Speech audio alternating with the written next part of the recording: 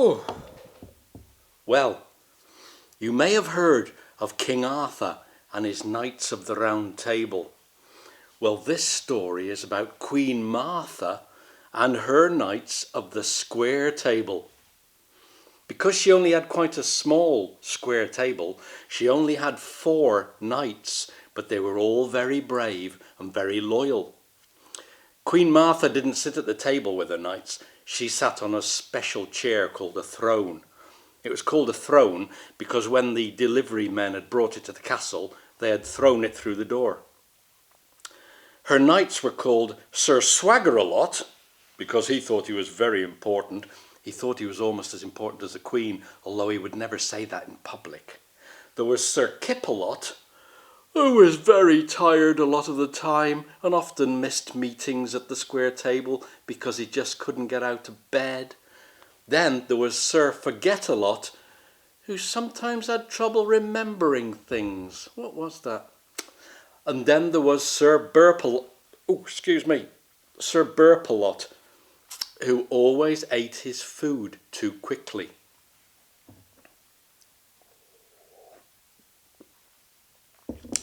Anyway, one day, a poor little chap came running from the village, hammering on the castle doors. "Please let me in, please let me in, this is an emergency." Well, the guards of the castle, Zip and Button, opened the doors and said, "What do you want coming here disturbing the Queen?" And the little man said, "It's very important. A horrible vicious dragon has kidnapped a young lady from the village, and we need a brave knight to go and rescue her. He's taken her to his lair up in the mountains, and it's all very terrifying for the village folk." "Come in," said the guards. So they took the little man to Queen Martha. Queen Martha listened to the story and said, "Oh my goodness. My herald, Harold the herald, summon the knights to the square table." So Harold the herald blew his trumpet. And the knights assembled at the square table. Well, 3 of them did, because Sir Kipalot was still in bed. Sir Swaggeralot listened to the story and said, "Oh yes, I think this is a job for me. Yes, I'll go and rescue this young lady. Tell me, my man, what's this dragon like?" "Well, sir," said the little man, "he's about the size of 5 elephants. He's got huge pointed teeth. When he breathes, smoke and steam comes out of his nostrils, and his claws are enormous and razor sharp." Oh, said Sir Swaggeralot. "Perhaps, Sir Burpalot, you'd like to go and rescue this young lady?" "Oh, excuse me," said Sir Burpalot. "I've only just had my lunch. It needs time to go down. What about you, Sir Forgetalot? Do you fancy this job?" Well, Sir Forgetalot said yes, he would go and rescue the young lady. He would go immediately. So he mounted his steed, because that's what they called horses in those days. He mounted his steed and galloped off towards the mountains. A few minutes later, he came galloping back, knocked on the castle doors. "What's the problem?" said the Queen. What am I supposed to do?" said Sir Forgetalot. "You're supposed to rescue a young lady who's been kidnapped by a dragon," said the Queen, "and he's in his mountain lair. Follow the track up the mountain." "Ah, yes," said Sir Forgetalot, and he galloped off again. Well, he went towards the mountains, and he started to go up a rocky, horrible, scary track. There were huge drops on some sides, and huge rocks bulging out, dead trees and scary-looking bushes. Anyway, eventually, he came round a bend, and there was a hairy troll sitting at the side of the track on a big boulder. And the hairy troll was combing himself all over to look smart. He'd almost finished. He'd just got his big toes to do. "Oh," he said, "who are you?" "I am Sir Forgetalot," said the knight, "and I am looking for the dragon's lair. I have come to rescue a young lady who's been kidnapped from the village."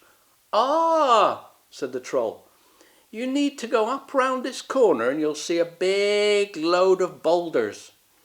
Then you'll see the entrance to a disgusting, smelly cave with mould growing on the walls. Oh, it's horrible. It's a foul place." "Aha," said Sir Forgetalot. "Is that the lair of the dragon?" No, said the troll, that's my house. The dragon's lair is just a little bit further on. Okay, said Sir Forgetalot, and off he went. But the troll called him back. Wait, Sir Knight, he said. If I were you, I'd leave your horse tied to this dead tree and sneak up on the dragon. For if he hears your horse going clippity-clop, clippity-clop, clippity-clop, he'll be ready to pounce. Good idea, said Sir Forgetalot. So he tied his horse to the dead tree and tried to sneak, as best he could with his armour on, around the corner. He went past the troll's cave, poor jeepers, poor, and eventually came to the entrance of the dragon's lair. The dragon was asleep across the front of the cave, and the young lady was trapped inside.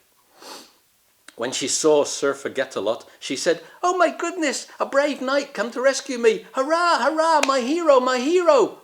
"Shh," said Sir Forgetalot, but it was too late. The dragon was awake.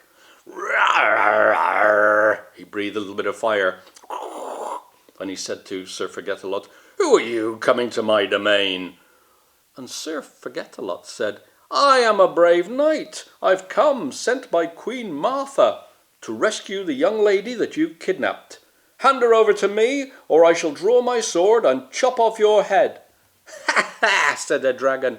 "No man can kill me." Rawr. "Right," said Sir Forgetalot. "I shall draw my sword and cut..." Oh, he'd forgotten his sword. It was still on the table in the castle. Well, he didn't know what to do. The dragon said, "I see no sword. I'm going to eat you up." And then the young lady had the most brilliant idea. "Oh my goodness," she said, "you must be the brave knight who carries the terrible, horrible, invisible sword that has killed so many monsters around this area." The dragon looked. Sir Forgetalot looked. He didn't quite know what she was talking about at first. "Yes," she said, "the invisible sword that you have in your belt. I've heard all about your legends, how you've killed so many beasts with it." "Oh yes," said Sir Forgetalot, "my invisible sword. I've slain many giants, dragons, ogres and monsters with this sword, and if you don't go away, dragon, I shall chop off your head. Not only your head, your tail, your arms, your legs and your wings, and I shall also knock some of your teeth out with it." The dragon looked. He wasn't too sure. "You mean you've got an invisible sword?" said the dragon. "Yes," said Sir Forgetalot, "and if you don't make way, I shall draw it and slice you asunder." Well, the dragon was terrified. He'd never heard of an invisible sword before. He jumped up and he ran up the mountain, and then he opened his wings and flew off into the clouds. "Oh, thank you," said the young woman. "My hero, you've saved me." "Well, I couldn't have done it without you," said Sir Forgetalot. Anyway, they walked back down. They went back to the castle, and everybody was thrilled to see that the young lady had been saved. "Oh, Sir Forgetalot," said Queen Martha, "you are indeed a most wonderful brave knight to have saved this girl from the dragon without even taking your sword." "Well, yes," said Sir Forgetalot, "it was nothing really." And then Sir Swaggeralot said, "Just one thing. Where's your horse?" "Oh, no," said Sir Forgetalot. "I think he's still tied to that dead tree up the mountain. I'd better go and fetch him."